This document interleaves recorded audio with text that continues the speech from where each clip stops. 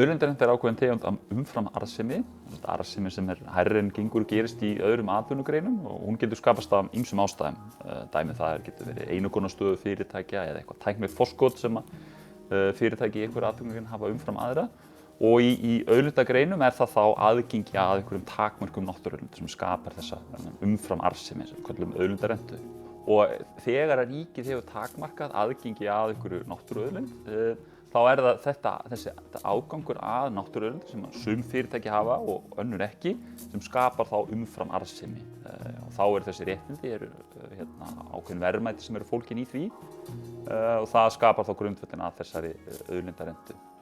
Í Noregi skattur á auðlindarentu í olíunni, raforkunni og laxeldi. Þannig að það í þessum þremur atvinnugreinum.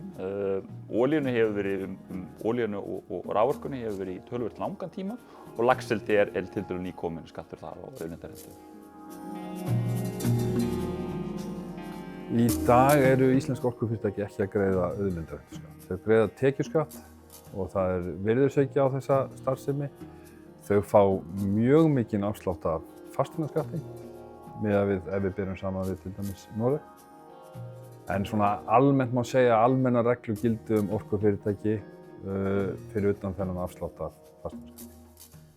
Já, ef við berum okkar kerfi saman við Noreg þá auðvitað kannski best samhengisins vegna að horfa á þetta alveg frá upphafi. Norðmenn hafa frá byrjun síðustu aldar tryggt að mjög mikið komið til nærsamfélags. Af auðlindarentuskattinum fer helmingur til nærsamfélaga, fylkja og sveitarfélagana í Noregi. Og síðan ákveðin gjöld líka sem að renna til sveitarfélaga. Þannig að heilt yfir þetta töluvert meiri skattbyrði. Þetta hafa Norðmenn gert öðruvísi heldur en við. Hreinlega að ekki bara að þeir láta yfirlýsinguna að auðlindin sé eign þjóðarinnar. Það eigum við sameiginlegt, en þeir eru með útfærslu á því hvað þýðir það. Það þýðir það að það verið að borga aukalega vegna nýtingarinnar á auðlindinni. Og miðað við samanburð þá myndu sveitarfélög fá 800% meira ef að norsku reglurnar gilda á Íslandi og ríkið 30% meira. Samtals það þrefalt meira. Það sem Norðmenn hafa gert yfir mjög langan tíma það að skapa mjög miklu sátt auðlindagjöld í auðlindaatvinnugreinum. Þannig að það þvert á flokka og aðeila vinnumarkaðarins og hópa í samfélaginu almenn sátt það að það sé sérstakt gjald á auðlindarentu í Noregi. Og það svona náttúrulega mikill kostur að það sé almenn sátt það og þannig að það pólitískur vilji til að viðhalda því og því lítið breytt milli ára. Varðandi auðlindarentuskatt þá það sjónarmið að það sé mjög skynsamlegt fyrir okkur Íslendinga að fara að huga slíkum reglum. Það eykur fyrirsjáanleika og ekki bæði fyrir framkvæmdaraðila en líka fyrir almannahagsmuni að hafa slík kerfi til staðar og það var niðurstaða starfshóps skatt- og orkuvinnslu að mælt mjög eindregið með því að þeirri vinnu verið haldið áfram. Í fyrsta lagi þá rétt að hafa í huga að Noregur, olían í Noregi svipaðri stöðu þjóðhagslega og fiskurinn á Íslandi. Þannig að við eigum að bera saman olíu í Noregi og fisk á Íslandi. Það ekki bara það að sjávarútvegurinn geti greitt meira, hann á að greiða meira.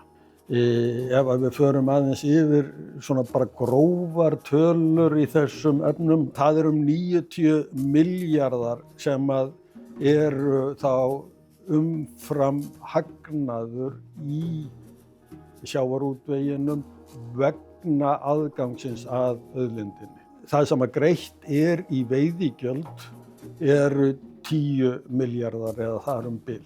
Það samsagt, þetta eitthvað í kringum 10% af auðlindaarðinum sem kemur til eiganda auðlindarinnar. En það segir ekki alla söguna vegna þess að þessi 10 milljarðar, þeir gera ekki meira heldur en að greiða fyrir þann kostnað sem að ríkið hefur að rekstri Hafró, af rekstri Landhelgisgæslunnar, þeim hluta hennar sem að snýr að sjávarútveginum, skólum sjávarútvegsins, vit- og hafnamál og það allt saman.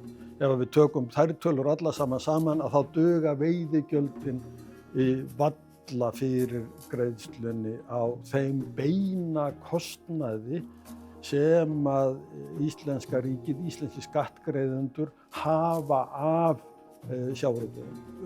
Útgangspunkturinn með fámenna þjóð í stóru landi segir okkur að það sé dýrt að halda uppi sameiginlegri þjónustu. Það er dýrt að halda uppi samgöngum.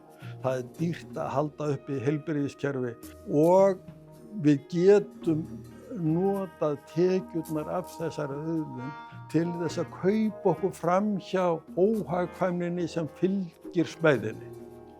En við erum ekki að gera það.